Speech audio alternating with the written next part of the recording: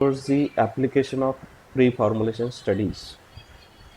So pre-formulation studies is mainly useful in the solid dosage form development, liquid dosage form development, and parenteral dosage form developments. So pre-formulation is the group of studies that focus on the physico-chemical properties of the drug. As we already discussed in last 2-3 lectures, pre-formulation studies mainly focus on the physico-chemical properties of the drug. Physico-chemical properties means it is having some physical and chemical properties. Physical means like crystallinity, polymorphism, pH, pKa, solubility, dissolutions. So these are the physical properties, and chemical means oxidation, reduction, hydrolysis, racemization, polymerization. These are the chemical properties of the drug. So by means of pre-formulation, we can study all these physico-chemical properties of the drug, and these physico-chemical properties having a very much influence on the development of solid dosage form. Only on the basis of these physico-chemical properties, we are going to finalize the final dosage form, whether we have to prepare tablet, capsule, or parenteral, whatever it may be. Then this could provide important information for formulation design and supports the need for molecular modification. So, by means of physicochemical properties, we are going to decide the formulation, as we discussed, whether to prepare oral, parenteral, or rectal dosage form, and supports the need for molecular modification. Molecular modification means what? Suppose XYZ drug is having a very low solubility. Then in that case, by means of some molecular modification, by adding some hydroxyl group, we can increase the solubility of that drug. So in that case also, pre-formulation supports the need for molecular modification. Suppose a drug having solubility problem, that we can enhance the solubility by means of molecular modifications. Every drug has intrinsic physical and chemical properties which is considered before development of the pharmaceutical formulation. Then next, this property provides framework for drugs combination with the pharmaceutical ingredient in fabrication of dosage form. So this provides us an idea about the combination of drug and excipient, whether the given drug is compatible with the given excipient or not. Suppose what happened if we are going to add a single drop of citric acid or lemon juice into a liter of milk, what will be happen? Milk will get degrade. There will be breakdown of the milk. Immediately your milk will get breakdown. So it means that the lemon juice is not compatible with the milk. So in the same way, there are thousands of drugs which are not compatible with the various ingredients. So by means of pre-formulation study, we can find out which drug is incompatible with which excipient. So once it is decided that the XYZ drug is not compatible with XYZ excipient, then from next day no one will try to use this combination. Once it is finalized, the given drug and excipients are not compatible, then it is not necessary to combine it. No need to do any research on that drug and excipient. The next objective of pre-formulation study is to develop elegant, stable, effective, and safe dosage form. So by means of these studies, we can develop elegant, stable, effective, and safe dosage form. Suppose a drug having a problem of ulceration in the stomach, then instead of oral dosage form, we can go for the rectal or sublingual dosage form. So we have seen this example earlier also. So by means of avoiding the problematic route, we can find out the other solutions also. So in this is the main objective of pre-formulation. If any drug is having a problem with the rectal route, if it is causing any irritation at the rectal area, then instead of rectal route, you can use the another route, like transdermal delivery or any other. If any drug is having any problem in the transdermal permeation, there is no permeability, then you can use the parenteral route. So in this way, on the basis of their pre-formulation studies, we can decide the safe dosage form. Among these properties, drug solubility, partition coefficient, dissolution rate, polymorphic form, stabilities, etc., etc. Again, these are also very important pre-formulation parameters. Then next one, now let us start with the application of pre-formulation studies in solid dosage form development. So solid dosage form development is mainly acquires most of the pharmaceutical market.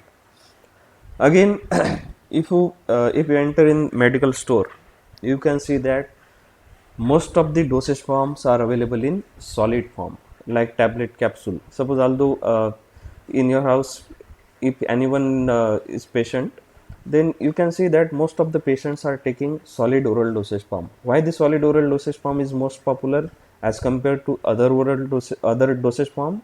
Because there is no need of any practitioner. You will not require any doctor. You will not require any nurses to administer this type of dosage form. Solid dosage forms are very easy to take. Just take a single tablet, keep it in mouth, and take plenty of water. It is very easy to take. So that's why solid dosage forms are generally very popular as compared to the other dosage forms. And that's why most of the companies like to introduce their new molecule in the market as tablet and capsule dosage form. So that's why whenever new drug molecule enter into the market, so the industrialist will try to prepare the tablet or capsule dosage form, because these are very easy to prepare, they are cheap and very cost effective. So that's why most of the industry is trying to prepare the tablet or capsule dosage form. And as a result, more than 70% of the drug administered today in solid dosage forms only. 70% of the drugs are administered in solid dosage forms, and remaining 30% will consider your rectal dosage form, your transdermal and parenteral dosage form. But most of the market is occupied by the solid dosage form only. Typical parameter studies for the solid dosage form relates to the ability of powder to mix and flow well in manufacturing machines. If you wish to prepare any solid dosage form, then it must be having very good flow properties. Suppose the drug is not having good flow properties, then by addition of some glidant or by changing the shape of drug molecule along with by addition of other excipient, we can improve the flow properties. So if you wish to prepare a solid dosage form, then it must be having very good flow properties. It must flow well in the manufacturing machines. Then and then only you will able to prepare the solid dosage form. Pre-formulation influences on the type of dosage form, container closure system, selection of excipient, development of analytical method and toxicological studies. So it is having influence on type of dosage form. In case of solid dosage form, which one you want to prepare, either tablet or capsule? How to decide whether you have to prepare either tablet or capsule? So if the drug is having very bitter taste, so in this case, suppose you are going to prepare a tablet and patient is going to ingest that tablet along with some water. So once the patient keep that tablet on the surface of tongue, so the patient may experience bitter taste of the drug, and because of this bitter taste, sometimes there may be chances of vomiting, because bitter drug directly activate the chemoreceptor trigger zone, and once the chemoreceptor trigger zone get activated, the patient may suffer from the vomiting also. So in such cases, if the drug is having bitter taste, then in case of tablet, we can prepare the capsule. So in this case, now your drug will be present inside the gelatin capsule. Now the drug will not be directly in contact with the tongue. So in this way, we can decide whether to prepare tablet or whether to prepare the capsule. Then again, container closure system. Suppose we are going to dispense the tablets into a container. Now what type of container will be suitable? Whether it will be a clear glass bottle or amber glass bottle. If the drug is sensitive to light, then in that case we can use amber color containers. And if the drug is not sensitive to light, then there is no need of any amber color bottle. You can use the transparent bottles also. So in this case, in this way we can decide the type of dosage form. by studying the pre-formulation parameters. Then again, solid state characterization is important step which determines the next step in the formulation. So solid, on the basis of their solid state characterization, we can determine the next step. If the drug is having bitter taste, then what is the next step? So instead of preparing tablet, we can prepare capsule. So in this way, on the basis of their solid state characterization, we can determine the next step in the formulation. If the drug is having XYZ problem, then what is the next step in the formulation? How we can overcome that problem? It influences on the route of administration, delivery system, and drug activity also. Influences on route of administration. As we discussed, if the drug is having side effects like systemic ulceration, then you can prepare rectal dosage form or sublingual dosage form, or you can also prepare the transdermal dosage form. If there is any problem with the oral route, you can go with the transdermal route. So in this way, route of administration can also be decided on the basis of pre-formulation studies. Some other examples of pre-formulation studies are organoleptic property, purity, crystal structure, polymorph, habits, compression properties, cohesion, powder. We have studied all these physico-chemical properties in the earlier lectures. Next one is the liquid dosage form development. After solid dosage form, this is the second largest market is the liquid dosage form. So if in case there is problem with the solid dosage form, then only we are going for the liquid dosage form. So liquid dosage form is the second choice of the dosage form development. Liquid dosage form had certain advantages like easy administration, fast absorption, variety of dosage form like syrup, emulsion, and suspension. Why the dosage forms are generally selected? Because it is having various advantages. Why liquid dosage forms are better than the solid dosage form? Because solid dosage form is having some limitations. Once it enter into your stomach, it will not immediately absorb. It will absorb once it get dissolved. Means after taking tablet, sometime it will take to disintegrate the tablet. Tablet will disintegrate into uh, smaller particle. Then it will undergoes dissolution. So in this way, there are some problems with the solid dosage form. So if there is any problem with the solid dosage form, then we can consider the liquid dosage forms also. So if the solid taking some time for the dissolution, then in that case we can consider the liquid. Directly dissolve the liquid in water, prepare a solution, and directly administer to the patient. Then dissolution step will be completely omitted. There is no need to take any dissolution, directly your drug present in the solution form. So if you are taking this type of solution form, directly there will be absorption phase only. So dissolution phase we are going to completely uh, omit, and that's why it will give faster absorption. Now next, during development of liquid dosage form, there are various types of dosage form, type of liquid dosage form. What are the types of liquid dosage form? It may be in the form of syrup, emulsion, or suspension.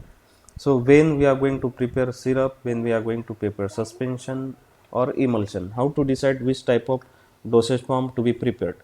So how to decide? Suppose a drug is having a bitter taste. Drug is soluble but is having bitter taste. In that case, we can prepare the syrup. So how to prepare the syrup? Syrups generally contain 66.5% of the sugar, and that's why it becomes very thick in the nature. So by means of syrup we can mask the bitter taste of the drug. But if the drug is not soluble in the water, if the drug is not soluble, then we can prepare the suspension. Suspension means solid particles will remain suspended in the external phase, and which is mostly a, a water phase.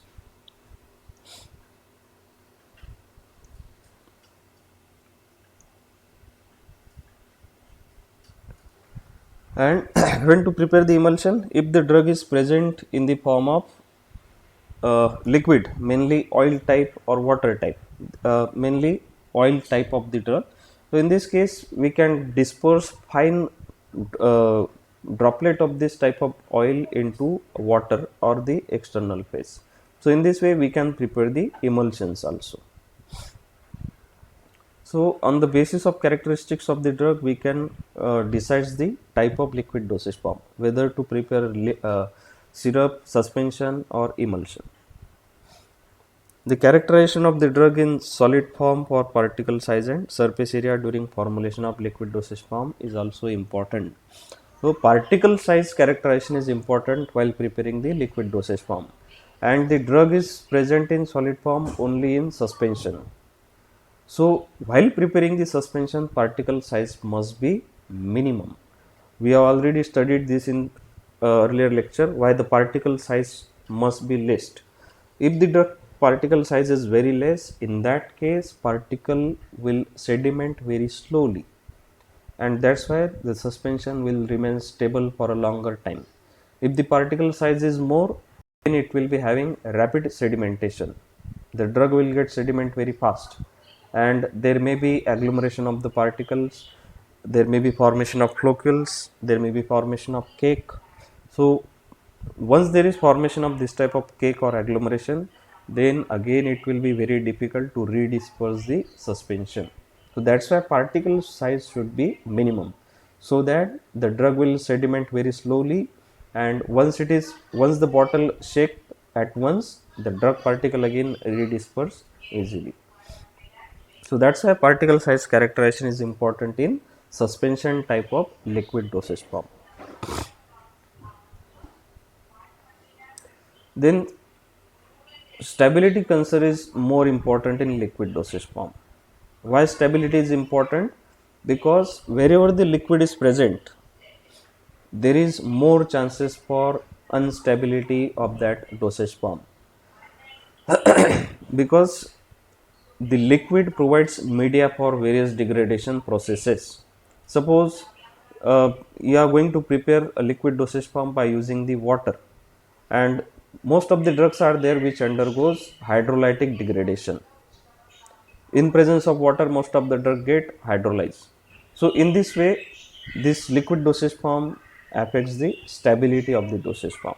So that's why we have to first consider whether the given drug is stable with this type of liquid dosage form or not. All of you please mute yourself. So there is stability problem in case of liquid dosage form as compared to the solid dosage form. In case of solid dosage form, there is no stability issues. Second one, selection of container closure system is also very important in case of liquid dosage form. Please mute yourself. Selection of container closure system is also important criteria.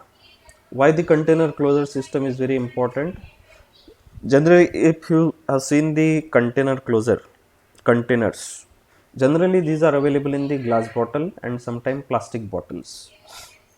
So if you are using a glass bottle, glass is generally made up of uh, silica and alkali and alkaline earth metal. Alkali and alkaline earth metal. So if your liquid dosage form is directly in contact with this type of glass metal, glass surfaces, first your liquid dosage form will penetrate the glass material, then it will dissolve the alkali and alkaline earth metal, then this alkali and alkaline earth metal will enter into your liquid dosage form, and most of the drugs get degraded in presence of the alkalis. So alkali means there may be presence of calcium, magnesium, sodium. This type of alkaline earth metals are present in the glasses. So once this type of alkali releases into the liquid dosage form, there may be complexation reaction. And once there is formation of complex of the drug along with this type of alkali or alkaline earth metal, then there may be stability problem. Drug will completely lost its activity. It is of no use. So that's why container must also be considered. Again, what type of containers will be more useful? Either transparent container or umbered color, means non-transparent container. If a drug is sensitive to the light, then you can consider umbered color or non-transparent bottle. Or if the drug is stable with the light, then you can take the transparent bottles also. You might have seen this different type of bottle in medical store: clear bottles and umbered color bottles, means brown bottles. So in this way, selection of container closure system is also very important. Then some examples of the pre-formulation studies in case of liquid dosage form is characters like taste, viscosity, fluidity studies, stability studies, solubility of API, selection of vehicle, proper excipient like antioxidant. So these are again important in development of liquid dosage form. Then lastly, parenteral dosage form development. Parenteral, enteral means oral route, and para means avoiding the oral route. Parenteral means outside of the intestine.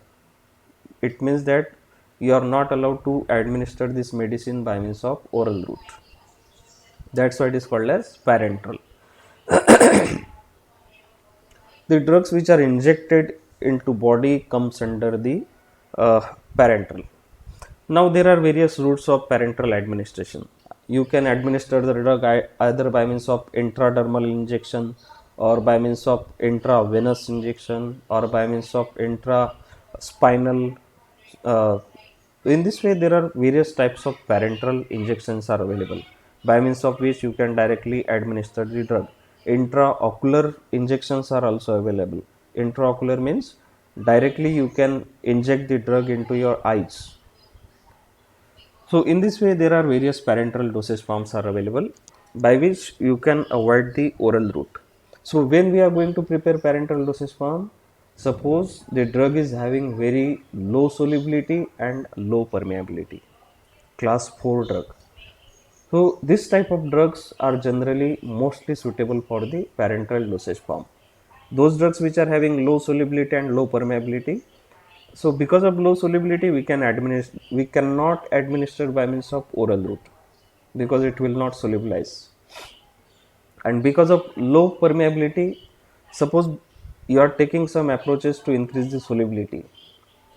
Although the solubility is increased, again it is having the problem with permeability, again it will not permeable. So in this case, those drugs which are having low solubility and low permeability, we can prepare the parenteral dosage form. Then pre-formulation studies of parenteral dosage form includes the bulk characterizations like particle size. Now, why we are going to determine the particle size in case of parenteral? Because parenterals are also available in the suspension type of dosage form. Suspension for parenteral dosage form. So in that case, particle size is very important. There must be a particle must be having very least particle size. Otherwise, if the particle size is more, what happened if you are going to inject this type of dosage form? Blood is going to enter into the small capillaries which are present in our bodies, small capillaries. And if you are using larger particle size, this large particle size may block the blood capillaries, and there may be discontinuation of blood supply to that part of the body, and that's why particle size must be very less. Powder flow properties, crystallinity, polymorphism. We already studied this crystallinity and polymorphism. We have seen that the drug is available in the form of various crystals, and some form of the crystals are having activity, and other crystalline forms are not having activity. So that's why first we have to identify which crystalline form is more active than the other. Then again, polymorphism means ability of the polymorph to exist in two different crystalline form. Then solubility studies, pK determination, partition coefficient. So all of this parameter must be studied before finalizing the parenteral dosage form. So this is all about the application of pre-formulation studies. Now we are going to stop here. And someone sent me request on WhatsApp that having problem with the reduction, as we have studied in the last lecture, chemical properties. So I think we missed that part, that is reduction, chemical properties, that is reduction. So we will cover that reduction part in the next lecture.